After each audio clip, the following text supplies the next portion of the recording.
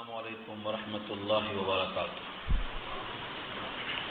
الحمد للہ وحدہ والصلاة والسلام علی من لا نبی بعدہ، اما بعد فاعوذ باللہ من الشیطان الرجیم، بسم اللہ الرحمن الرحیم۔ قل یا ایھا الناس، کہہ دو اے لوگو، ان کنتم فی شک من دینی، اگر تم شک میں ہو میرے دین سے، میرے دین کے بارے میں اگر تم کو شک ہے، فلا اعبد، تو میں عبادت نہیں کرتا، الذین تعبدون من دون اللہ، جن کی تم عبادت کرتے ہو اللہ کے سوا، ولکن، اور لیکن، اعبد اللہ، میں عبادت کرتا ہوں اللہ کی، الذی یتوفاکم، جو کھینچ لیتا ہے تم کو، تمہاری وفات ہوتی ہے جس کے ذریعے، وَأُمِرْتُ، اور مجھ کو حکم دیا گیا، ان اکون من المؤمنین، کہ میں رہوں ایمان والوں میں سے۔ میں آپ کے لیے توجہ طلب اور درس عبرت کہاں سے نکل سکتا ہے؟ دیکھیے، میں عبادت نہیں کروں گا، عبادت سے مراد صرف نماز ہے یا صرف زکوٰۃ ہے یا صرف حج ہے، کیا ہے؟ جن کی تم عبادت کرتے ہو میں نہیں کروں گا، اور میں اللہ کی عبادت کرتا ہوں اور کروں گا۔ عبادت سے مراد آپ نے کیا لیا؟ آپ کے ذہن میں کیا آیا؟ کچھ لوگ سمجھتے ہیں کہ صرف نماز مراد ہے، یہ غلط ہے۔ نماز بھی عبادت ہے، نماز ہی عبادت ہے نہیں، نماز بھی عبادت ہے، روزہ بھی عبادت ہے، تلاوت بھی عبادت ہے، حج بھی عبادت ہے، زکوٰۃ بھی عبادت ہے، ماں باپ کی اطاعت بھی عبادت ہے، بیوی کے ساتھ حسن سلوک کرنا بھی عبادت ہے، بچوں کی تربیت کرنا بھی عبادت ہے۔ تو ایک عبادت صرف نماز نہیں ہے، پھر کیا مطلب ہوگا اس کا؟ یعنی اللہ کی میں عبادت کرتا ہوں اور تم جس کی عبادت کرتے ہو اس کی نہیں کرتا ہوں، یعنی اللہ کے احکامات مانتا ہوں اور کسی کے نہیں مانتا ہوں۔ تو عبادت سے مراد غلام بننا، عبد سے بنا ہے، اور عبد کے معنی غلام اور عبادت کے معنی غلامی۔ میں غلامی اللہ کی کرتا ہوں۔ غلام یہ نہیں بول سکتا کہ میں صرف سبزی لاؤں گا، گوشت نہیں لاؤں گا، صرف روٹی لاؤں گا، کپڑا نہیں لاؤں گا۔ عبادت اور غلامی کا مطلب مالک کا ہر حکم میرے سر آنکھوں پر۔ یہ نہیں ہے کہ ذل الہی کی چھتری پکڑ لیا آپ دوسرے کام نہیں کر سکتا ہوں۔ ذل الہی کی چھتری پکڑنے والا سپاہی دوسرا کام نہیں کرتا، بولتا میں بس چھتری پکڑ کے، میرا کام چھتری پکڑ کے رہنا ہے، یہ نہیں چلتا۔ اللہ کی عبادت کا مطلب اللہ میرا حاکم ہے، اس کا ہر حکم میں تسلیم کرتا ہوں۔ اس کے حکم سے اگر میری خواہش ٹکراتی ہے تو میری کوئی حیثیت نہیں ہے، میں اپنے خواہش پر اس کا حکم ضرور غالب کروں گا۔ یہ ہے اس کا مطلب۔ ابھی جو حدیث سنا آپ نے، اس حدیث کو اس آیت سے ملا لیجیے آپ، تو کیا نکلتا؟ ایمان کامل اس وقت ہوتا ہے جب ہم اللہ کو معبود مان کر اس کی بندگی کریں، یعنی اس کا حکم غالب کریں، اپنی خواہش کو مغلوب کریں۔ ہم اپنی خواہش کو مغلوب نہیں کر رہے ہیں، ہم تو چاہتے ہیں کہ ہماری خواہش کہیں مغلوب نہ ہو۔ اپنی خواہشوں پر عمل کرنا کس کو بولتے ہیں؟ جب خواہش کی بات آتی ہے تو لوگ سمجھتے ہیں کہ صرف جنسی تسکین سمجھتے ہیں، کھانے پینے کی خواہش یا عشق و معشوق، نہیں، ایسا نہیں۔ زندگی کے ہر مرحلے میں ہم اپنی خواہش کو چلاتے ہیں۔ مثلا جنازہ ہے، جنازے میں حکم یہ ہے کہ جو موجود ہوں وہ پڑھ لیں، لیکن ہم کیا کرتے ہیں؟ 3 دن تک رکھ کے انتظار کرتے۔ یہ حکم کس کا ہے؟ خواہش ہے، اللہ کا حکم نہیں ہوتا۔ یہ جنازے میں اللہ کا حکم نہیں ہوتا، یہ ہماری خواہش ہے، چلا رہے ہیں ہم، چل رہی برسوں سے، کون سننے والا ہے؟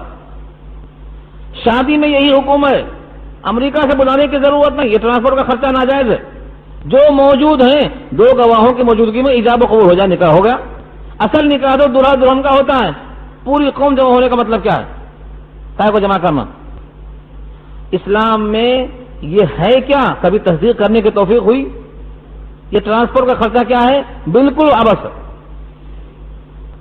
یعنی چاہے عید کی نماز ہو، جنازے کی نماز ہو، دنیاوی کام ہو، ہم ہر جگہ یہ دیکھتے ہیں کہ ہمارا دل کیا چاہتا ہے۔ کبھی یہ بھی دیکھنا چاہیے کہ ہمارا دل جو چاہتا ہے یہ کہیں اللہ کے حکم سے ٹکراتا تو نہیں ہے۔ اگر ٹکراتا ہے تو ہمیں کمپرومائز کرنا چاہیے، ہمیں دبنا چاہیے، اپنے مالک کے سامنے اپنی بات کو دبانا چاہیے۔ ہم نہیں دباتے. ایک نکاح کرنے کے لیے 72 بوال کرتے, پہلے یہ کرتے پھر وہ کرتے, دنیا کی چیزیں کرتے, جبکہ اللہ و رسول کی کتابوں میں صرف اور صرف نکاح ہے, اس کے سوا اور کچھ نہیں ہے. نکاح سے پہلے جو کچھ ہوتا ہے یہ شیطان کی اتباع ہے. لیکن کون سمجھائے, کون سے فرشتے آئیں گے سمجھانے کے لیے؟ اب یہ مثال دیا میں نے, ایسی مثالیں آپ کو کپڑا پہننے میں, کھانا کھانے میں, بستر پہ سونے میں, دوستوں سے ملنے میں, کاروبار کرنے میں, ہر جگہ ملیں گی. سفر کرتے ہیں لوگ, سفر کی کتنی قسمیں ہیں؟ صرف وہ سفر جو تجارت کے لیے ہو یہ درست ہے, یا وہ سفر جو حج اور عمرے کے لیے ہو وہ درست ہے, یا وہ سفر جو دین کے حاصل کرنے کے لیے ہو وہ درست ہے. ان تین سے ہٹ کر سفر جو آپ کرتے ہیں وہ ناجائز ہے. کیوں کرتے ہیں آپ؟ اگر سیر و سیاحت کرنا ہے تو اس کا مقصد یہ ہونا چاہیے کہ ہم زمین میں چل کر دیکھیں اللہ کی قدرت کے مناظر, تاکہ ہمیں اللہ کی ذات پر, اس کے صفات پر مزید یقین پیدا ہو, تب تو درست ہے. لیکن خالی پیسے زیادہ ہیں, کہاں خرچ کریں؟ تفریح کرنا ضروری ہو گیا اس کے لیے. تو خواہشات صرف یہی نہیں ہے, کھانے میں پینے میں خواہشات ہم نے بہت لمبی کر دی. تو جب تک ہمارے صبح اور شام لیل و نہار اللہ کے حکم کے تابع نہ آ جائیں, یہ صرف نماز پڑھنے سے نہیں کام چلنے والا ہے. ہمارا دین صرف نمازوں پر مشتمل نہیں ہے. نماز بدنی عبادت ہے, زکوٰۃ مالی عبادت ہے, روزہ روح کی تقویت ہے, حج میں دونوں چیزیں شامل ہیں. اس میں حقوق اللہ کے ساتھ حقوق العباد بھی ہے. بہت سے لوگ حقوق اللہ پہ زور دیتے ہیں, حقوق العباد غائب. حقوق العباد پر زور دیتے ہیں تو حقوق اللہ غائب. توازن, اعتدال, بیلنسنگ, یعنی کس کا کیا حق بنتا ہے, یہ ہے قرآن کریم سکھاتا ہے. جو اعتدال, ماں کا حق کیا ہے, بیوی کا حق کیا ہے, بچوں کا حق کیا ہے, پڑوسی کا حق کیا ہے, بیمار کا حق کیا ہے, یہ سب چھوڑ دیا ہم نے. کوئی مر رہا ہے تو مرنے دو, ڈوبتا ہے تو ڈوبنے دو. تو اتوفاکم, اللہ تمہیں وفات دیتا ہے, اسی کی تمہیں کرنا ہے عبادت, یعنی اسی کا حکم پورا کرنا ہے, اپنا حکم چھوڑ دینا ہے. یہ نبی نے اعلان کیا, خود سے نہیں, اللہ نے یہ اعلان کروایا. اور جب اللہ نے اعلان کروایا تو یہ اللہ کا حکم ہوا نبی کی زبان سے. لہذا امت کے ہر فرد کو خصوصاً, اور یا ایھا الناس جو اب تک اسلام میں نہیں آئے ان کو عموماً یہ پہنچتا ہے کہ وہ اپنی خواہش کو اللہ کے تابع کر دیں. جس دن سے یہ عہد کر لیں کہ ہماری خواہش اللہ کے حکم کے تابع ہو گئی, ایمان کامل ہو گیا. اور اس وقت تک کامل نہیں ہوگا جب تک کہ فیصلہ ہمارا نہیں ہوگا. یہ ہے اس آیت کا مضمون. اور آگے اس میں اضافہ کیا اللہ نے, وضاحت کہو یا تاکید کہو, فرمایا وَأُمِرْتُ أَن أَكُونَ مِنَ الْمُؤْمِنِينَ, اور میں حکم دیا گیا ہوں کہ ہو کے رہوں ایمان والوں میں سے. یعنی جیسے اوپر اللہ کا حکم تھا کہ یہ اعلان کر دو کہ میں اللہ کی عبادت کرتا ہوں جس کو جو تمہیں وفات دیتا ہے, اور تم جس کی کرتے ہو اللہ کے سوا ان کی عبادت میں نہیں کرتا ہوں. جیسے یہ اللہ کا اعلان تھا, ایسے دوسرا اعلان کیا تھا, وہ امرتو, اور مجھے حکم دیا گیا ہے. وہ امرتو میں واحد متکلم کی ضمیر نبی کی طرف جاتی ہے, اور مجھ کو یعنی نبی صلی اللہ علیہ وسلم کو حکم دیا گیا ہے کیا, ان اکونا, کہ میں رہوں, من المؤمنین, ایمان والوں میں سے. جیسے اب تک میں صاحب ایمان تھا, آپ بھی صاحب ایمان رہوں, اسی پر قائم اور دائم رہوں. مطلب کیا ہوا, جب اللہ کے نبی کو ایمان والا ہونے کا حکم دیا گیا ہے تو ہم کو اور آپ کو بھی ایمان والا ہونا چاہیے اور اسی پر قائم رہنا چاہیے. ایمان جمیع ما جاء بہ الرسول, نبی جو لائے پورا ماننا, یہ ایمان. کسی جگہ اگر شک ہے تو وہ ایمان نہیں ہوتا. تو یہ علاج کس کا ہوا, جن کو شک تھا ان کے سامنے جرأت آمیز لہجے میں یہ بات کہا گئی کہ تم جن کی کرتے ہو عبادت سن لو, ہم تو نہیں کرتے. اب بھی تم کو اگر شک ہے تو تم رہو شک میں, ہم کو شک نہیں ہے. یعنی عبادت اللہ کی بغیر شک کے ہونا چاہیے, اور اللہ کی ذات پر یقین اور ایمان بلا تردد کے ہونا چاہیے. ایمان اور شک دونوں جمع نہیں ہو سکتے. شک بھی ہے, ایمان بھی ہے, عبادت بھی ہے, اور کہیں کہیں اپنی خواہش ان پر غالب بھی ہے, دونوں نہیں ہو سکتا. تو حکم دیا گیا ہے کہ میں ہو کے رہوں ایمان والوں میں سے. یہ ترغیب ہے، ہم سب کو ایمان والوں میں سے ہونا چاہیے. یہاں میں رک کر کے ایک بات عرض کروں کہ ایمان والا ہونا سب کو توفیق سے ملتا ہے. اسلام والے بہت ہیں، مسلمان بہت ہیں، لیکن مومن بہت کم ہیں. مومن ہونا سب کو میسر نہیں ہے. مومن اور مسلم کا فرق کئی دفعہ آ چکا ہے، لیکن میں ایک تھوڑا سا اشارہ کر کے آگے بڑھتا ہوں. اوپر سے ظاہری اطاعت کرنا یہ اسلام ہے، اور قلب کے یقین سے باہر کی طرف نکلنا یہ ایمان ہے. یعنی جب قلب میں ایمان ہوتا ہے تو اس کے اوپر اس کا اثر ظاہر ہوتا ہے. ظاہری اثر کا نام اسلام ہے اور باطنی یقین کا نام ایمان ہے. اس پر میں نے ایک واقعہ آپ کو سنایا تھا، پھر سناتا ہوں، کیونکہ حدیث کا دوبارہ سنانا کوئی جرم نہیں ہے. دوبارہ سنانے کا مقصد یہ ہے کہ ایمان اور اسلام کا فرق صحابی کو نبی نے سمجھایا. مال تقسیم ہو رہا ہے، بحرین سے آیا ہوا. نبی صلی اللہ علیہ وسلم صحابہ کرام کی محفل میں سب کو دے رہے ہیں، لیکن جب نمبر آیا ایک صحابہ کا تو ان کو نہیں دیا. ایک صحابی ان کے دوست تھے، انہوں نے کھڑے ہو کر کہا کہ اے اللہ کے نبی صلی اللہ علیہ وسلم، انی اراہ مؤمنا، میں اس کو مومن سمجھتا ہوں. مطلب یہ ہے دبے لفظوں میں اس کو بھی دیا جانا چاہیے. آپ نے یہ نہیں کہا کہ وہ مومن نہیں ہے، یا یہ نہیں کہا کہ اس کو میں نہیں دوں گا. یہ فرمایا، اس لفظ کو پھر سنیے آپ، انی اراہ مؤمنا، میں اس کو مومن خیال کرتا ہوں. تو آقا نے فرمایا عوام مسلمہ، مسلم خیال کرتے ہو کہ مومن؟ کیونکہ تم جو ظاہر دیکھ کر فیصلہ کر سکتے ہو اس فیصلے میں مسلم آ سکتا، مومن نہیں آ سکتا، کیونکہ مومن ہونے کا تصفیہ اللہ کریں گے. پھر وہ صحابی بیٹھ گئے. یہ تفصیل میں نے عرض کی ہے، تفصیل حدیث سے نہیں ہے، وہاں اتنے ہی لفظ ہے عوام مسلمہ بس. صحابی کو عربی معلوم، سمجھ میں آ گیا. یہاں تو ترجمہ کر رہا ہے نا حدیث کا. پھر تھوڑی دیر کے بعد تقسیم ہوتا رہا، ان کو نہیں دیا گیا. دل میں خیال پھر بڑھا، پھر کھڑے ہوئے، کہا یا رسول اللہ انی اراہ مؤمنا، میں اس کو مومن خیال کرتا ہوں. آپ نے پھر کہا عوام مسلمہ، مومن خیال کرتے ہو کہ مسلم؟ پھر وہ بیٹھ گئے. پھر تیسری بار کھڑے ہوئے، یا رسول اللہ انی اراہ مؤمنا، آپ نے کہا عوام مسلمہ.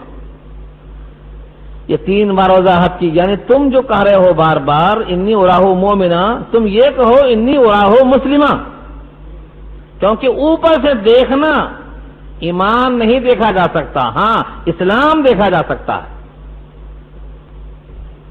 اس کے بعد فرمایا مجھے جس کے ایمان پر اطمینان ہوتا ہے اس کو میں نہیں دیتا ہوں، اور جس کے ایمان میں تردد محسوس کرتا ہوں کہ یہ بگڑ سکتا ہے اس کو دیتا ہوں تاکہ دل جمعی ہو جائے. تو صحابی کہتے ہیں اگر دنیا پوری مل جاتی تو اتنا خوشی نہیں ہوتی جتنا خوشی اس پر ہوئی کہ نبی کو میرے ایمان پر اطمینان ہے. یہاں سے میں نے فرق بتایا آپ کو کہ ایمان قلب میں ہوتا ہے اور اسلام ظاہری اطاعت کا نام ہوتا ہے. اس پر میں نے ایک آیت بھی سنایا تھا آپ کو، سورہ حجرات پارہ 26 کی. قالت الاعراب آمنا، دیہاتی آئے اور کہنے لگے آمنا، ہم ایمان لے آئے. قل لم تؤمنوا ولكن قولوا اسلمنا، اللہ نے کہا کہہ دو کہ ابھی تم اسلام میں آئے بولو، ابھی تمہارے دل میں ایمان داخل نہیں ہوا ہے. قل لم تؤمنوا، لم تؤمنوا، تم لم تؤمنوا کا مطلب تم ابھی مومن نہیں ہو. تم اسلمنا کہہ سکتے ہو، آمنا نہیں کہہ سکتے ہو، کیونکہ ابھی تمہارے دل میں ایمان داخل نہیں ہوا ہے. ایمان داخل ہو جائے تو تم آمنا کہہ سکتے ہو، تب تک تمہیں اسلمنا کہنا ہے. بہت بڑا سوال آپ کے سامنے ابھرتا ہے کہ ہم بچپن سے اب تک اسلام میں داخل ہوئے یا ہمارے دل میں ایمان داخل ہوا، چیک کیسے کریں؟ ہم اسلام میں داخل ہوئے یا ایمان ہمارے دل میں داخل ہوا؟ یہ فیصلہ کیسے ہو؟ کبھی سوچا آپ نے اس طرف؟ سوچئے، اگر ہم اسلام میں داخل ہوئے تو خوش ہونے کی ضرورت نہیں ہے، ہمارے اندر ایمان داخل ہوا تو خوش ہونے کی حاجت ہے، اس پر فخر کرنا ہے، ہمارے قلب میں ایمان داخل ہوا۔ نبی صلی اللہ علیہ وسلم کا ارشاد ہے جب قلب میں ایمان داخل ہو جاتا ہے تو 3 علامتیں ظاہر ہوتی ہیں، اس کو دیکھ کر آپ فیصلہ کر سکتے ہیں۔ حقیقی فیصلہ تو اللہ کریں گے قیامت میں، لیکن اس علامت سے جو نبی نے واضح کی ہے ہم سمجھ سکتے ہیں۔ فرمایا جب کسی کے دل میں نور ایمان داخل ہو جاتا ہے تو 3 چیزیں اس کے وجود سے ظاہر ہوتی ہیں۔ کیا کیا داخل ہوتی ہیں؟ التجافی عن دار الغرور والانابت الى دار الخلود والاستعداد للموت قبل نزول۔ مشکات کی روایت ہے یہ۔ ہاں، 3 چیزیں کیا داخل ہوتی ہیں؟ اس دنیا سے دوری پیدا ہوتی ہے، اس کا نام کیا ہے؟ دار غرور۔ التجافی، دوری، کس سے؟ ان دار الغرور، دھوکے والے گھر سے۔ ہمارا گھر، ہمارا باغ، ہوا نکل گئی تو قبر میں ڈال دیا۔ کہاں ہے تمہارا باغ؟ کہاں ہے تمہارا گھر؟ تو تم جس کو ہمارا سمجھتے تھے وہ تمہارا کہاں ہے؟ اس لیے اس کو دھوکے والا گھر کہا۔ صبح ہے تو شام میں نہیں، شام ہے تو صبح نہیں۔ تمہارا کتنا ہے؟ ایک ٹائم کا کھانا ہے، وہ ایک ٹائم کا کھانا تمہارا بول سکتے ہو جو کھا رہے ہو تم، باقی یہ پورا تمہارا اثاثہ تم چھوڑ کر جانے والے ہو، ورثہ تقسیم کریں گے یا کوئی دوسرے۔ تو جو مومن ہوتا ہے وہ اس دنیا کی بے ثباتی کو محسوس کرتے ہوئے اس سے دوری رکھتا ہے، اس کے لیے مرتا نہیں، اس کے لیے کوڑتا نہیں، اس کے لیے حرام حلال میں گھستا نہیں، اس کے واسطے کسی کو قتل نہیں کرتا اور کسی کا دل دکھاتا نہیں، اس کے لیے کسی کا حق مارتا نہیں، کسی کی سسکیاں، کسی کی آہیں برداشت نہیں کرتا، اس کے لیے دوری پیدا ہو جاتی۔ اس کے چھوڑنے کی مثال دے کے آگے بڑھتا ہوں۔ یہ حدیث ابھی پوری نہیں ہوئی ہے، میں پوری کرتا ہوں، لیکن بیچ میں اس کی ایک مثال دے دوں پہلے میں کہ دنیا سے دوری کیسے ہوتی ہے۔ ایک مقدمہ آیا نبی صلی اللہ علیہ وسلم کی جناب میں، 2 صحابی، دونوں نے کہا یہ زمین میری ہے۔ بخاری جلد ثانی کے اندر یہ حدیث موجود ہے مخاصمت کے بیان میں، باب الخصم۔ وہ صحابی کہتے ہیں یہ میری ہے، دوسرے کہتے ہیں یہ میری ہے۔ اور آج کل تو دونوں کے پاس ڈاکومنٹ رہتے، اس زمانے میں ڈاکومنٹ کی تو بات نہیں تھی، آج کل تو فرضی بن جاتے، جھوٹی دستخط۔ اللہ کے نبی صلی اللہ علیہ وسلم نے صحابہ کرام کو کیسا سنوارا تھا، ان کی فکر کو کیسا بنایا تھا، ان کا ذہن اور ان کا دل اور ان کا دماغ کیسا تیار کیا تھا، میں وہ اس کی ایک مثال دیتا ہوں آپ کو۔ اس کے بعد آپ نے گواہوں کو طلب نہیں کیا، کہا پہلے ایک بات میری سن لو، تو جس کو جو ثبوت دینا دو، دونوں فریق پہلے میری ایک بات سن لو۔ میں بحیثیت نبی کے، بحیثیت قاضی کے، بحیثیت جج کے، جس کی بات زیادہ اچھی لگے گی اس کا ہم فیصلہ کر دوں گا، دلائل دیکھ کر، ثبوت دیکھ کر، کسی کی چر زبانی، کسی کے لسانی کو دیکھ کر۔ لیکن حقیقت میں یہ 2 میں سے ایک کی ہے، دونوں کی تو نہیں ہے۔ تو جب میں کسی کے حق میں فیصلہ کر دوں اور حقیقت میں وہ اس کی نہ ہو تو میرے فیصلہ کر دینے سے تم اس کو حلال مت سمجھ لینا۔ میں نے تم کو زمین نہیں دیا، تم کو میں نے جہنم دیا ہے، چاہے تو لینا چاہے تو چھوڑ دینا۔ یعنی اگر نبی بھی فیصلہ کر دے حقیقت میں اس کی نہ ہو تو وہ زمین نہیں دیا ہوں، میں نے تم کو جہنم دیا ہوں۔ یہ سن کر دونوں صحابی رونے لگ گئے اور دونوں نے کہا دیا کہ یہ میری نہیں ہے، دونوں نے کہا دیا میری نہیں ہے، آپ کیا کرتے کر لیجیے۔ یہ ہے مقدمہ اور یہ ہے صحابہ کا دل۔ آج صحابہ پر لوگ اعتراض کرنا بہت آسان سمجھتے ہیں، ایسا ہے کوئی نمونہ آپ کے پاس؟ تو قرآن یہ کہتا ہے کہ صحابہ کرام کو اللہ نے تقوی دیا تھا اور تقوی کے لائق تھے، وہ تقوی کے اہل تھے، وہ الزمہم کلمۃ التقوی وکانوا احق بها واہلھا، یہ ہے، دونوں نے چھوڑ دیا۔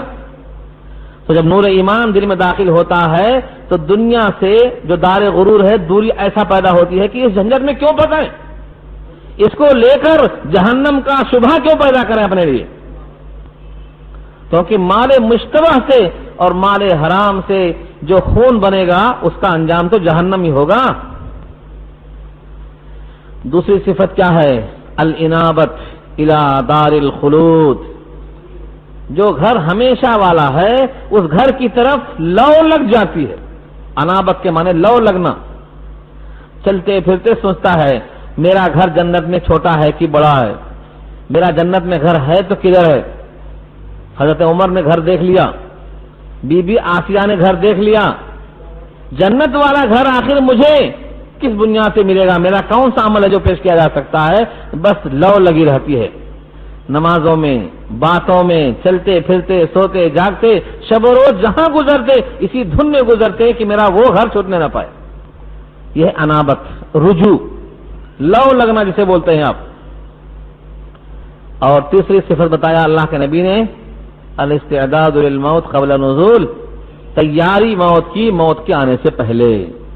یہ سوچ لیتا ہے کہ مرنا تو ہے لیکن ایسا مروں کہ میرا بندھن کھل جائے تو فرشتہ دعوت دے کہ چلیے رب راضی ہے، تم بھی رب سے راضی ہو، ایسا نہ ہو کہ یہی غصہ ہو، یہی غضبناک ہو، ورنہ شتات نشتا بندھن کی طرح کھل جائے، اس کو جسم میں غرق ہونے کی نوبت نہ آئے۔ تو یہ تین صفتیں کس کی ہیں؟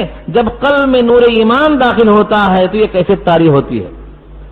اب آپ اپنا اپنا فیصلہ خود کر لے سکتے ہیں اور جہاں تک چاہیں یہ پیغام میرا عام کر سکتے ہیں۔ میرا پیغام کیا ہے؟ میں تو ترجمہ کر رہا ہوں، اللہ و رسول کا یہ پیغام ہے، اردو میں نہیں ہے، عربی میں ہے، میں صرف آپ کی زبان میں اس کو لا رہا ہوں۔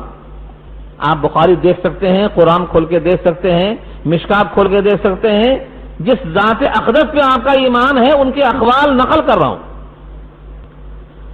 تو قرآن کریم کے ان آیتوں سے ہمیں معلوم کیا ہوا؟ تین صفتیں پیدا ہوتی ہیں نور ایمان کی، اور نور ایمان جب دل میں داخل ہوتا ہے یہ کیفیت پیدا ہوتی ہے۔ اگر یہ کیفیت ہمارے اندر ہے تو نور ایمان سمجھ لو ہے، اور یہ کیفیت ابھی کم ہے تو نور ایمان بھی کم ہے، اس کی تکمیل کرنا پڑے گا۔ تکمیل قرآن کریم کی تلاوت سے ہوتی ہے۔ اذا تلیت علیہم آیاتہ زادتہم ایمانا، ایمان بڑھتا ہے۔ تو یہاں حکم کیا تھا؟ وَأُمِرْتُ أَنْ أَكُونَ مِنَ الْمُؤْمِنِينَ، مجھے حکم دیا گیا ہے کہ میں ہو جاؤں ایمان والوں میں سے۔ وَأَنْ أَقِمْ وَجْهَكَ لِلدِّينِ حَنِيفًا، اور یہ بھی حکم دیا گیا ہوں کہ قائم کر دو اپنا چہرہ، وجہ کا معنی چہرہ، ذات، وجود، آپ کا نفس، آپ کی جسامت، آپ کا قد و قامت، یہ وجہ کا سے مراد لیا ہے۔ وَأَنْ أَقِمْ، اور یہ کہ اپنے آپ کو، اپنے ذات کو قائم کر دو، کس کے لیے؟ للدین، دین کے لیے، یعنی کھڑے ہو جاؤ اپنی ذات کو لے کر دین کے لیے۔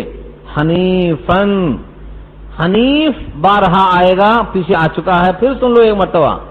حنیف کے معنی آتے ہیں سارے ادیان سے کٹ کر ایک دین کی طرف متوجہ ہونا، ساری خدائی سے کٹ کر ایک اللہ کی طرف متوجہ ہونا، اس کو حنیف کہا جاتا ہے۔ اسی واسطے حضرت ابراہیم کو حنیف بھی کہا ہے۔ ابراہیم کا لقب حنیف کیوں ہے؟ کیونکہ وہ سب سے کٹ گئے، یہاں تک کہ اپنا شہر چھوڑ دیا، اپنے ماں باپ کو چھوڑ دیا، اپنے بادشاہ کو چھوڑ دیا، ایک اللہ کی طرف نکل پڑے، تو وہ حنیف تھے۔ یہاں حنیف کا ترجمہ کیا ہوگا؟ اپنے آپ کو دین کے لیے قائم کرنے میں یکسو ہو جاؤ، کسی اور کی طرف جھکاؤ نہ ہو، تھوڑا ادھر بھی تھوڑا ادھر بھی، نیمے دروں نیمے بروں، وہ بھی صحیح یہ بھی صحیح نہیں، یکسو ہو جاؤ، متوجہ ہو جاؤ، خالص کرو اس کے واسطے دین کو۔ اس خالص کے چیک کرنے کا پیمانہ کیا ہے؟ اللہ نے اسی جملے کو نگیٹو میں رکھ دیا فوراً، وَأَنْ أَقِمْ وَجْهَكَ لِلدِّينِ حَنِيفًا وَلَا تَكُونَنَّ مِنَ الْمُشْرِكِينَ، اور مت ہو جاؤ شرک کرنے والوں میں سے، یعنی اگر تم شرک کرنے والوں میں سے ہو تو گویا تم نے یکسو ہو کر دین کو قبول نہیں کیا، ابھی تم حنیف نہیں ہوئے۔ حنیف ہونے کے لیے شرط کیا ہے کہ تمہارے اندر ذرہ برابر شرک نہ آئے۔ ہم اپنے آپ کو شرک سے کیسے بچائیں؟ اور تم مت ہو جاؤ مشرکوں میں سے۔ کیا بتوں کو سامنے رکھ کر جو سجدہ کرتے ہیں وہی مشرک ہیں؟ باقی سب کے سب مومن ہیں؟ پھر منافق مومن کیوں تھے؟ منافقوں کو جہنم کا نچلا حصہ کیوں دیا گیا؟ منافق تو بتوں کی پوجا نہیں کرتے تھے نا، پھر وہ مشرکوں سے بدتر کیوں؟ جہنم کا نچلا حصہ منافقوں کے واسطے کیوں؟ ایسا نہیں ہے کہ جو بھی بتوں کی پوجا نہیں کرتا وہ مومن ہی ہوتا ہے۔ بہت سے لوگ مومن ہوتے ہیں لیکن مشرک ہوتے ہیں۔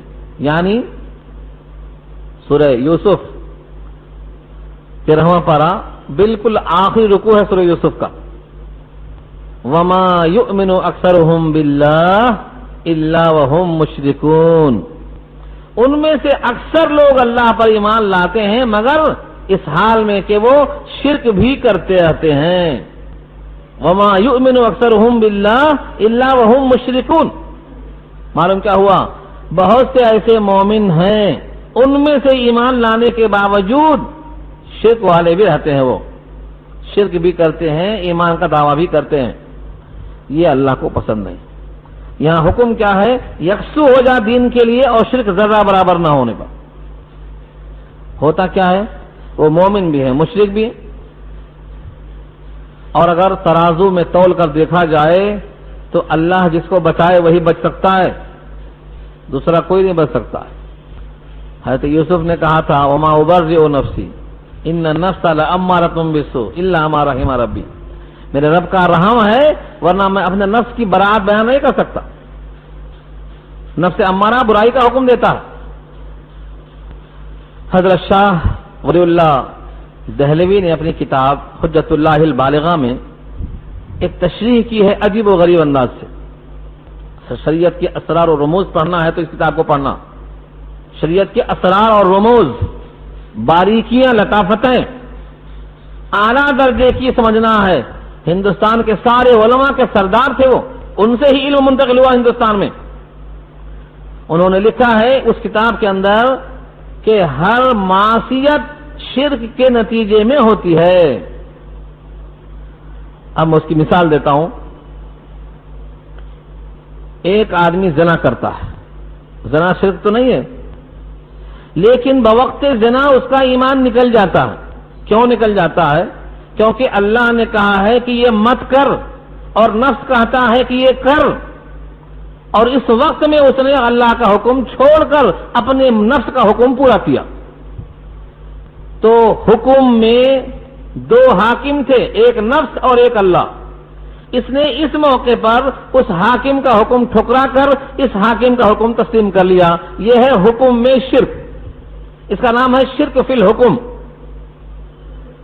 یہ معصیت ہے لیکن معصیت میں شرک اس طرح آیا۔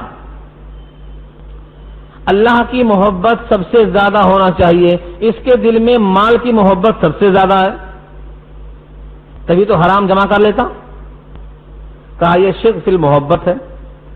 مال کی محبت سے زیادہ اللہ کی محبت ہونا چاہیے، والذین آمنوا اشد حبا للہ کہا اللہ نے، لیکن اس کے دل میں مال کی محبت سے زیادہ اللہ کی محبت نہیں ہے، اسی لیے اللہ کا حکم توڑ کر حرام مال کو جمع کر لیتا ہے۔ تو یہ کیا ہے؟ یہ شرک فی المحبت ہے۔ محبت میں مال غالب آیا، اللہ کی محبت مغلوب ہو گئی۔ ایسے ہی صبح فجر کی اذان ہو گئی، جماعت کھڑی ہو گئی، 5 آدمی نماز میں آئے، باقی 50 کہاں ہیں؟ تو بستر میں ہیں۔ ان کو اذان آئی، اذان کی آواز آئی، بستر پہ اٹھ سکتے تھے، کروٹیں لے کے پھر سو گئے۔ انہوں نے کیا کیا؟ اپنے نفس کی بات مان کر آرام حاصل کیا، اور یہ 5 نے اپنے آرام کو چھوڑ کر خدا کا حکم پورا کیا۔ انہوں نے نفس کی اطاعت کی، انہوں نے خدا کی اطاعت کی۔ یہ اطاعت میں شرک ہے، اس کا نام ہے شرک فی الاطاعت۔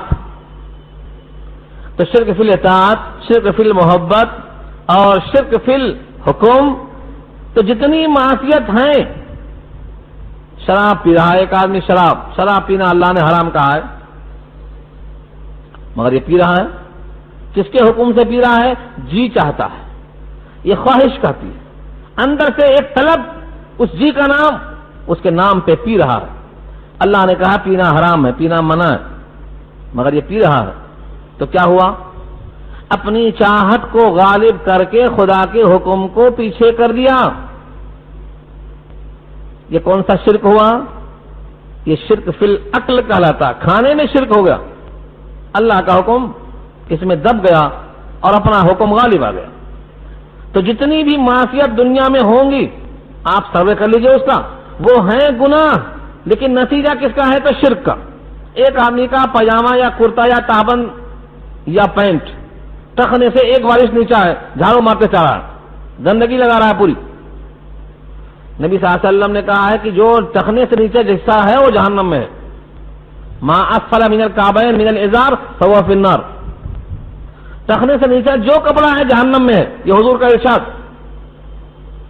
اب اس کو یہ حدیث نہیں پہنچی ہے تو معاف ہوگی، لیکن اگر پہنچ گئی ہے پھر بھی لمبا ہے، جھاڑو مارتا ہے سڑک پہ تو اس میں گندگی لگتی ہے، یہ بظاہر گناہ ہے، نیچے پہننا گناہ ہے، لیکن اس گناہ میں چھپا کیا ہے؟ اپنی مرضی، اپنی خواہش، اور دبی کیا ہے؟ اللہ کا حکم، نبی کا طریقہ۔ تو پینٹ کا نیچے پہننا یہ گناہ ہے، لیکن اس میں شرک چھپا کیسے ہے کہ اس نے خدا کا حکم اپنے حکم سے ٹکرایا، اپنا حکم غالب کر کے خدا کا حکم دبا دیا۔ یہ کیا ہے؟ یہ شرک فی الحکم کہلاتا ہے۔ یہ بھی تو معصیت ہے معصیت، لیکن شرک پوشیدہ ہے۔ تو ایسا اگر دیکھا جائے تو کتنے لوگ ہیں جو شرک سے بچ سکتے ہیں؟ اس لیے یہاں کہا ہے کہ تم دین کے لیے یکسو قائم ہو جاؤ اور شرک والوں میں سے مت ہو جاؤ، شرک کسی حال میں نہیں آنا۔ تو شرک سے بچنا اتنا آسان نہیں ہے۔ ان تمام باتوں میں کیا اندازہ ہوا آپ کو؟ ہر گناہ میں شرک پوشیدہ ہے، ہر گناہ میں شرک پوشیدہ ہے۔ بلکہ اگر اہل اللہ کی صحبت میں رہے، نیک لوگوں کی صحبت میں رہے، تو مشہور قصہ ہے، اللہ کی جناب میں ایک شخص کو جب پیش کیا گیا، پوچھا گیا میرے دربار میں کیا لائے ہو؟ تو کہتا میں توحید لایا ہوں، بڑا موحد ہوں، مجھے اپنے ایمان پر بڑا بھروسہ تھا، میں شرک سے بالکل پاک ہوں، میں صرف اور صرف توحید لے کر حاضر ہوں۔ اللہ فرماتے ہیں اذکر لیلۃ اللبن، وہ رات یاد ہے دودھ والی؟ اب اس کے کان کھڑے ہو گئے۔ دودھ والی رات سے مراد کیا تھا؟ ایک رات اس نے دودھ پیا، پیٹ میں درد ہوا۔ اب لوگوں سے پوچھتا ہے کہ درد کیوں ہوا؟ لوگ پوچھتے ہیں درد کیوں ہوا؟ تو بتاتا ہے وہ دودھ پیا تھا نا، اس سے درد ہوا۔ اللہ فرماتے ہیں درد دودھ سے نہیں ہوتا، میرے حکم سے ہوتا، مگر تم نے کہا کہ دودھ سے ہوا، یہ شرک ہے۔ دودھ میں اتنی طاقت کہاں ہے کہ وہ درد پیدا کرے؟ دودھ میں درد پیدا کرنے کی طاقت نہیں ہے، مگر تم نے یہ سمجھا نہیں، تم نے کہا دودھ سے درد ہوا، درد میرے حکم سے ہوا، میں چاہتا ہوں تو درد نہیں ہوتا، چاہتا ہوں تو درد ہوتا۔ یہ ہے تصوف، یہ ہے اہل اللہ کی بات۔ کسی بھی شے کی نسبت اللہ کی طرف ہونا چاہیے۔ فلاں نے ایسا کر دیا، فلاں کے مجال ایسا کر دے، ایک پتا نہیں گرتا ہے اس کی مرضی کے بغیر، مگر یہ دل میں کیوں نہیں آتا؟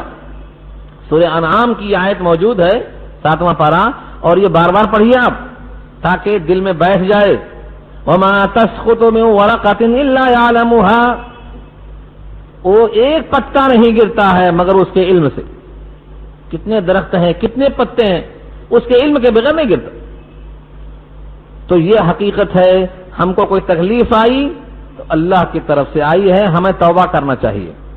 توبہ اور نیکی کے بعد بھی تکلیف ہے تو سمجھنا چاہیے کہ یہ رفع درجات کے لیے ہے، تجھ کو بلندیاں حاصل ہونے والی ہیں، کیونکہ اللہ تعالیٰ کسی بندے پر ظلم نہیں کرتا۔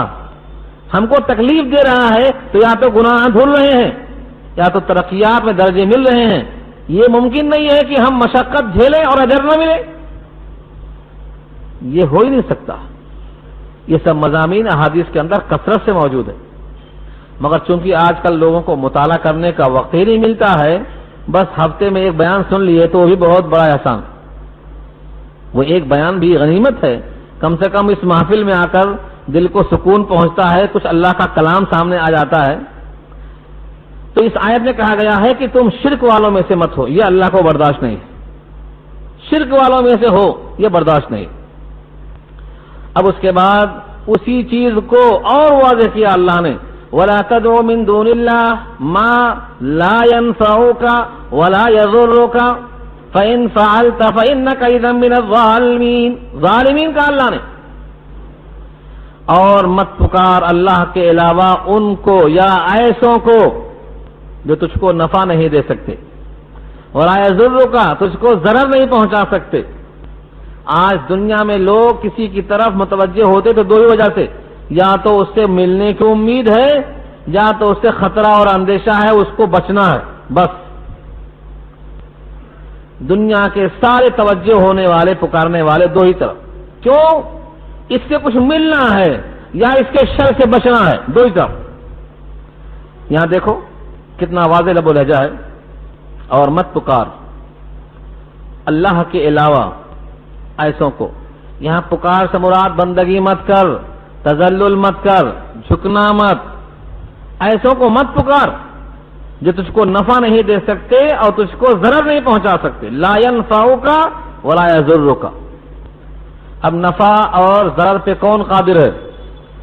دل میں سوال آتا، اس کا جواب اس کے بعد کی آیت میں اللہ نے خود دیا ہے.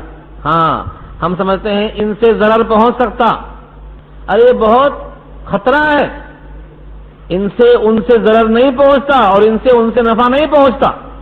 یہ اللہ نے کہا ہے. آیت نمبر 107 آگے آ رہی ہے، کھول کر رکھ دیا اللہ نے اس آیت میں. فرمایا ایسوں کو مت پکار، لا تدعو مت پکار، من دون اللہ اللہ کے علاوہ، ما مانے ان کو یا ایسوں کو یا ایسی چیزوں کو، لا ينفعک کہ تجھ کو نفع نہیں دے سکتے، ولا یضرک اور تجھ کو ضرر نہیں پہنچا سکتے. فَإِن فَعَلْتَ پس اگر تم نے ایسا کیا تو، فَإِنَّكَ بے شک تم، اذن اس وقت، من الظالمین ظالمین میں سے ہوگے. کتنا احتیاط کیا ہے صحابہ نے. ہم نے آپ کو سنایا تھا حضرت عمر رضی اللہ تعالی عنہ حجر اسود کو بوسہ دینے کے واسطے جب تشریف لے گئے، ابھی ہونٹ نہیں لگایا تھا اور پہلے اپنے عقیدے کا اظہار کر دیا. کہا عمر جانتا ہے کہ تو پتھر ہے، ہاں نہ نقصان دے سکتا ہے نہ نفع دے سکتا ہے. عمر جانتا ہے انک حجر لا تنفع ولا تضر. یہی آئے سامنے تھی. یہاں نفع ہے اور ضر ہے. اسی کو عمر نے کہا انک حجر لا تنفع ولا تضر. کس کو؟ کون سے پتھر کو؟ حجر اسود کو، جو کہ کہاں سے آیا تھا؟ جنت سے لایا گیا ہے.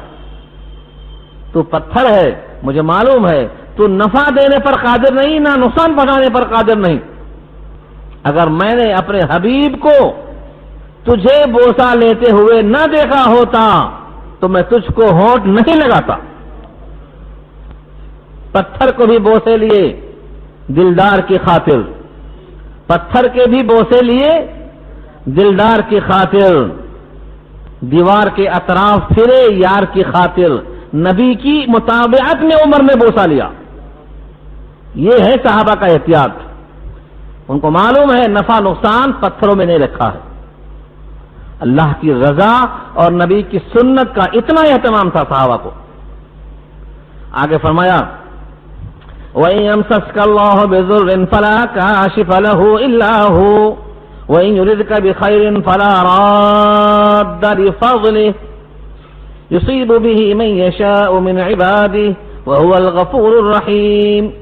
یہ 107 107 نمبر کی آیت ہے. یہ بالکل ترازو ہے. اگر آج کے درس میں یہی ایک آیت سمجھ میں آ گئی تو آپ کا آنا جانا انشاءاللہ کامیاب. آپ کے دل کی راہیں کھل جائیں گی توحید کے لیے. وَإِن يَمْسَسْكَ اللَّهُ بِضُرٍّ فَلَا كَاشِفَ لَهُ إِلَّا هُوَ اور اگر پہنچائے تجھ کو اللہ نقصان تو نہیں ہے کوئی اس کو دور کرنے والا مگر وہی. دیکھا لب و لہجہ. وَإِن يُرِدْكَ بِخَيْرٍ، اور اگر وہ ارادہ کر لے تیرے ساتھ بھلائی کا، فَلَا رَادَّ لِفَضْلِهِ، تو اس کے فضل کو ٹالنے والا کوئی نہیں۔ کیا لہجہ ہے، اس لب و لہجے میں، اس اسلوب میں کیا پیغام ملا آپ کو؟ یعنی اگر اللہ نے نقصان پہنچانے کا فیصلہ کر دیا ہے تو اس نقصان کو ٹالنے والا کوئی نہیں، وہی ٹال سکتا ہے، اور اگر خیر کا فیصلہ کر لیا ہے تو کوئی نہیں اس کے فضل کو روک سکتا ہے، کوئی ہے ہی نہیں، پورا میدان خالی ہے۔ یہ عقیدہ اگر مسلمانوں کا بن جائے تو یہ لوہا ہو جائیں، مگر یہاں عقیدے کی کمزوری ہے۔ اس حدیث کے ساتھ، اس آیت کے ساتھ بار بار اپنے بچوں کو، اپنی عورتوں کو، اپنے دوستوں کو یہ آیت کا ترجمہ ضرور پہنچائیے، ان کا ایمان پختہ ہوگا، اور اس ایمان کی پختگی میں آپ کا حصہ ہوگا۔ اگر آپ کے ذریعے سے کوئی بندہ اللہ سے قریب ہو گیا تو آپ کا اجر تو پکا، کوشش کرنا ہے۔ اس آیت کی تشریح کے لیے میں اپنی بات رکھنے کے بجائے ایک حدیث سناتا ہوں جو آپ سن چکے ہیں، مگر یہاں اس کا سنانا بہت مناسب ہے۔ پھر دیکھیں الفاظ پہلے آیت کے، تاکہ یہ آیت کا مضمون ذہن میں رہے، پھر حدیث سناتا ہوں۔ وَإِن يَمْسَسْكَ اللَّهُ بِضُرٍّ فَلَا كَاشِفَ لَهُ إِلَّا هُوَ، اور اگر تجھ کو پہنچائے اللہ ضرر، بِضُرٍّ مانے ضرر، کوئی تکلیف، فَلَا كَاشِفَ لَهُ، تو نہیں ہے دور کرنے والا اس کو، إِلَّا هُوَ مگر وہی۔ وَإِن يُرِدْكَ بِخَيْرٍ، اور اگر ارادہ کرے خیر کا، فَلَا رَادَّ، تو نہیں ہے کوئی رد کرنے والا، لِفَضْلِهِ، اس کے فضل کو۔ عدل میں اور فضل میں فرق ہے، جتنا حق ہے اتنا ہی دیا جائے تو عدل ہے، اور اس سے بڑھ کر دیا جائے تو یہ فضل ہے۔ اس امت پر اللہ کا عدل نہیں ہے، فضل ہے۔ ہاں، اس امت محمدیہ پر اللہ نے عدل نہیں، فضل فرمایا ہے۔ اس پر بھی بہت طویل حدیث ہے کہ اس امت پر اللہ کا فضل کیسا ہے۔ پہلے یہ حدیث سن لیجیے آپ، وقت بچا تو سنائیں گے انشاءاللہ۔ ایک صحابی ہیں عبداللہ ابن عباس، جن کی عمر 10 اور 12 سال کے بیچ میں ہے۔ ایک روایت میں 10 سال ہے، ایک روایت میں 12 سال ہے، بہرحال بچہ ہے عبداللہ ابن عباس۔ نبی صلی اللہ علیہ وسلم کے پیچھے سواری پر سوار ہیں، نبی صلی اللہ علیہ وسلم آگے ہیں، عبداللہ ابن عباس پیچھے ہیں، جا رہے ہیں، نصیحت فرما رہے ہیں۔ یا غلام، بچہ کہتا ہے لبیک، میں حاضر ہوں، وہ سعادیک، اور سعادت اسی میں ہے کہ میں حاضر رہوں، والخیر فی یدیک، اور خوبیاں آپ کے ہاتھوں میں ہیں۔ آپ خاموش ہو گئے، تھوڑی دیر چلتے چلتے پھر آپ نے کہا یا غلام، بچہ کہتا ہے لبیک و سعادیک، پھر خاموش ہو گئے آپ، کچھ نہیں۔ پھر تھوڑی دور جانے کے بعد پھر کہا یا غلام، بچے نے کہا لبیک و سعادیک، میں حاضر ہوں۔ مسند امام احمد کی یہ روایت ہے،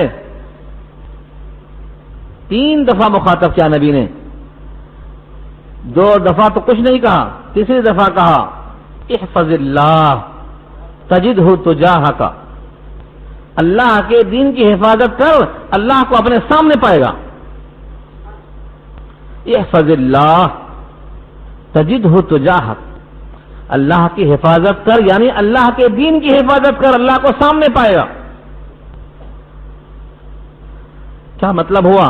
جو بندہ دین کے کاموں میں رہے گا اللہ کو ہمیشہ مدد کے اعتبار سے سامنے پائے گا۔ اور آگے چل کر اور بھی جملے ہیں مگر میں مختصر کر دوں۔ اس کے بعد فرمایا، جو اہم بات ہے یہ یہاں سنانا چاہتا ہوں، اگر یہ ساری امت جمع ہو جائے، لئن اجتمعت الامہ علی ان ينفعوک، اگر ساری امت جمع ہو جائے کہ تجھ کو نفع پہنچائے گی تو نفع اتنا ہی پہنچا سکتی ہے جتنا اللہ نے لکھ دیا ہے،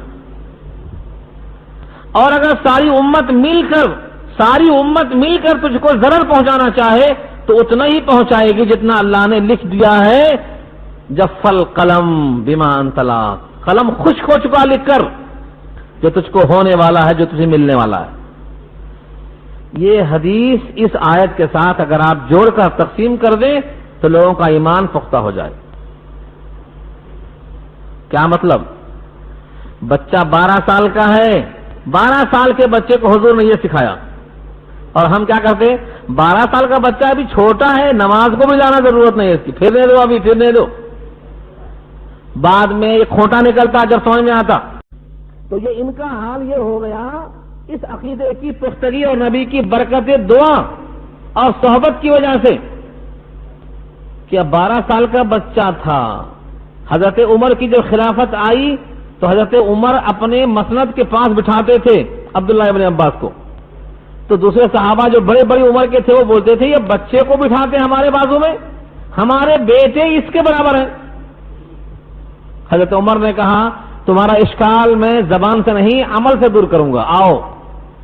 اذا جاء کی سورہ پڑھ دیا، اذا جاء نصر اللہ پوری پڑھ دیا. کہا اس کا مطلب کیا سمجھے؟ تم بتاؤ تم بتاؤ تم بتاؤ. سب سے پوچھا، سب نے اپنی اپنی رائے دی. آخر میں کہا ابن عباس تم سناؤ. اس نے کہا میں نے یہ سمجھا. ان کی رائے سب سے الگ تھی.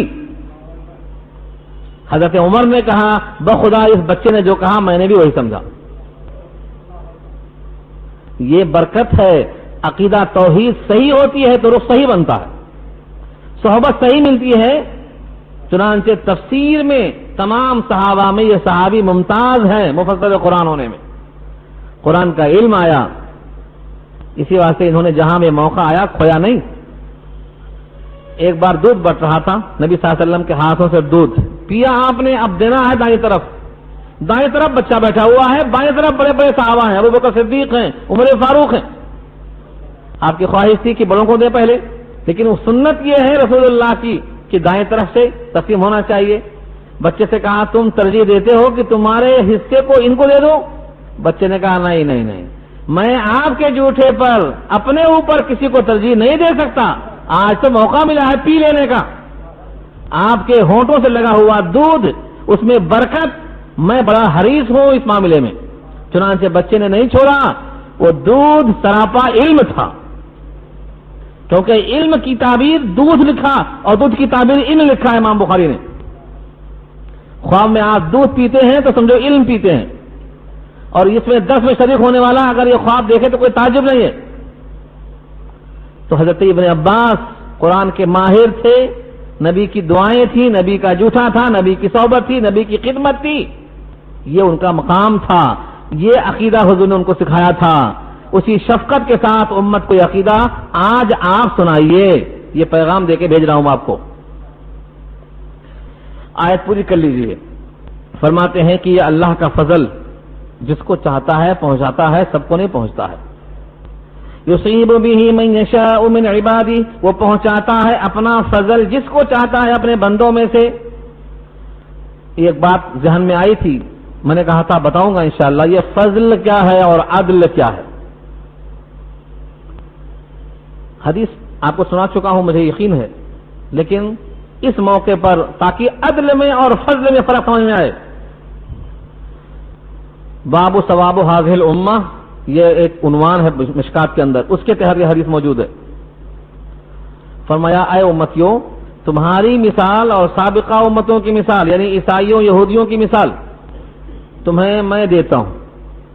پھر فرمایا حضور صلی اللہ علیہ وسلم نے، ایک مالک نے ایک غلام بلا کر کہا کہ یہ کام کر دو، تمہیں 1 روپیہ ملے گا. اس زمانے میں قیراط تھا، 1 قیراط ملے گا. وہ بیچارے کام کرتے کرتے دوپہر تک تھک گئے. کہا بس جو دینا ہے 2 محنتانہ ہم چلے، ہمارے بس کی بات نہیں ہے. مالک نے کہا ٹھیک ہے، کام تو مکمل ہوا نہیں، ٹائم بھی مکمل تم نے دیا نہیں، لیکن چلو لے لو. 1 روپیہ دے دیا. اسی کام کو پورا کرنے کے لیے ایک مزدور اور لائے. اس نے کام کرتے کرتے کرتے عصر تک کام کیا. کہا بس ہمارے بس کی بات نہیں ہے. اس نے بھی 1 روپیہ لیا اور چھٹی ہو گئی. ابھی کام باقی ہے. عصر کے بعد تیسرا مزدور لایا گیا. عصر سے مغرب تک تھوڑے سے وقت میں اس نے کام کر دیا. کام مکمل ہو گیا. کام مکمل ہونے کی وجہ سے مالک نے خوش ہو کر 1 کے بجائے 2 ڈبا دیا، 2 قیراط پکڑا دیا ہاتھ میں. اب وہ پہلے والے دونوں آئے بھاگے بھاگے. کہا رے ہم نے تو زیادہ دیر تک کام کیا، ہم کو 1 روپے دیے. اس نے بہت کم ٹائم پہ کام کیا، اس کو 2 روپے دیے۔ مالک نے کہا یہ بتاؤ تمہارا محنتانہ جو مقرر تھا اس میں سے کچھ کم کیا میں نے؟ کہا کچھ نہیں کم کیا میں نے۔ نہیں آپ نے پورا دیا۔ ان کو بڑھ کے کیوں دیا؟ کہا ان کو جو بڑھ کے دیا یہ میرا فضل ہے، تم کون بیچ میں؟ تمہاری مزدوری کچھ کم کیا؟ نہیں کم کیا، تو ان کو میں نے بڑھ کے دیا، یہ میرا فضل ہے، میں جس کو چاہتا ہوں دیتا ہوں، تم بیچ میں کون ہو؟ فرمایا پہلی امت یہود کی، اور دوسری جس کو لائے دوسرا مزدور وہ عیسائی، اور تیسرا مزدور امت محمد یعنی تم ہو۔ ان کو 1 قیراط ملے گا، تم کو 2 قیراط ملے گا، تم پر اللہ کا فضل ہے۔ امام اعظم فرماتے ہیں اس حدیث سے یہ بھی ثابت ہوا کہ جو وقت ظہر عصر کے بیچ میں ہو وہ زیادہ ہونا چاہیے، اور جو وقت عصر مغرب کے بیچ میں ہو وہ کم ہونا چاہیے، ثابت ہوگا اس سے امام اعظم کا استدلال اس سے۔ تو میں نے کیوں لایا؟ فلا راد لفضلہ پر، اگر اللہ خیر کا فیصلہ کر دیں تو اس کا یہ فضل ہوگا، ہم خیر کے لائق نہیں ہیں، لیکن خیر کا فیصلہ کر دے تو ہمارے ساتھ اس کا یہ کرم اور اس کا فضل ہوگا، اور اس فضل کو ٹالنے والا کوئی نہیں۔ کس کو لگتا ہے یہ فضل؟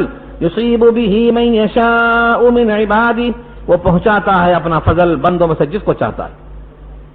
وہو الغفور الرحیم، اور وہ مغفرت کرنے والا رحم کرنے والا ہے، اسی لیے اس کی صفت ہے یہ۔ قل یا ایھا الناس، بات ختم ہو رہی ہے اب۔ قل کہہ دو اے نبی، یا ایھا الناس، اے لوگو، قد جاءکم الحق، تحقیق کہ آ چکا تمہارے پاس حق، قرآن کی شکل میں، نبی کی شکل میں، نبی کے احکامات کی شکل میں، اسلام کی شکل میں حق آ چکا۔ کہاں سے؟ من ربکم، تمہارے رب کی طرف سے۔ میں کہا کرتا ہوں کہ جتنی صفتیں اللہ کی ہیں ان میں سے ہر موقع پر چن کر اللہ نے صفت رکھی رب۔ یہاں یہ نہیں کہا من الرحمن، نہیں کہا من ربکم، کیوں کہا؟ من الجبار کیوں نہیں کہا؟ من القہار کیوں نہیں کہا؟ اللہ کی صفت ربوبیت کا ذکر کیوں کیا؟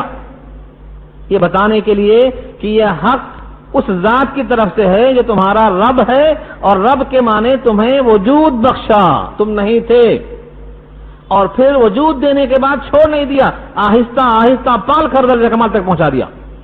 تو یہ حکم بھی اسی کمال تک پہنچانے کے لیے ہے، اس لیے رب کہا یہاں پر۔ کمال تک پہنچانا کب ہوگا؟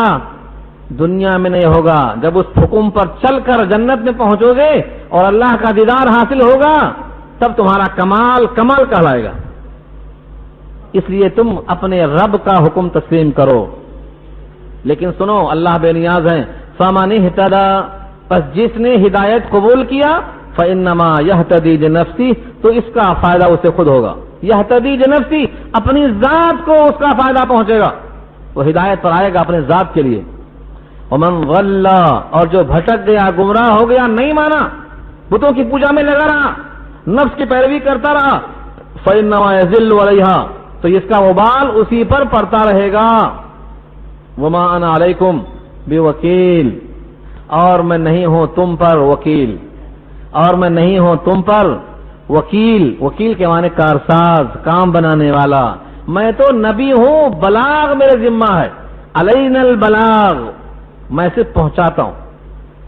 وکیل کے معنی کام بنانے والا، اللہ وکیل ہیں کام بنانے والے۔ حسبنا اللہ ونعم الوکیل، اللہ ہم کو کافی ہے، وہ ہمارا کارساز ہے۔ تو وکیل کے معنی کارساز۔ اللہ کے نبی فرماتے ہیں میں تمہارا وکیل نہیں ہوں، میں تمہارا وکیل نہیں ہوں۔ کیوں؟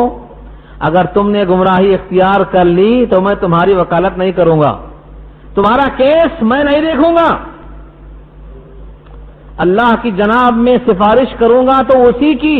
فمن اهتدى، جس نے اس کو قبول کیا ہو، جس نے کلمہ طیبہ پڑھا ہو، میں اس کی سفارش کروں گا، اور جو اس کو چھوڑ دے گا وما انا علیکم بوکیل، اس کا وکیل میں نہیں بن سکتا۔ آگے نبی صلی اللہ علیہ وسلم کو براہ راست حکم اللہ کا ہے واتبع ما یوحى الیک، اور اتباع کرو اس کی جو وحی کی جاتی رہی ہے یا وحی کی جاتی رہے گی آپ کی طرف۔ نبی کو حکم ہے وحی کو فالو کرو، واصبر، اور صبر کرو، کیونکہ وہی کو فالو کرنے میں لوگ رکاوٹ ڈالیں گے، مزاحمتیں کریں گے. وصبر، صبر کرنا، حتی یحکم اللہ، یہاں تک کہ اللہ فیصلہ کر دیں. یہ فیصلہ قیامت میں ہوگا. وہو خیر الحاکمین، اور وہ بہترین فیصلہ کرنے والے ہیں. اس حدیث پر وصبر پر روایت ملتی ہے بخاری کے اندر، نبی صلی اللہ علیہ وسلم نے اپنے صحابہ میں سے انصار کو بلایا، کہا تم میرے استر ہو. ہاں، کپڑا دو قسم کا ہوتا ہے، ایک استر جس کو اندرونی کپڑا بولتے ہیں، اور ایک اوپر والا حصہ. فرمایا سارے لوگ جتنے انسان ہیں، جتنے مسلمان ہیں، یہ باہر والے کپڑے کے برابر ہے میرے لیے، اور جو اندر والا کپڑا ہے وہ میرے لیے کون ہے؟ انصار ہیں. کیونکہ انصار نے مجھے تحفظ بخشا، اپنے گھر میں ٹھکانہ دیا، اپنا جان مال سب قربان کیا، مشقتیں جھیلی. جب خطرات منڈلا رہے تھے تو انہوں نے اپنا کام ہمارے ساتھ مل کر پورا کیا. اس لیے انصار کو آپ نے استر کہا،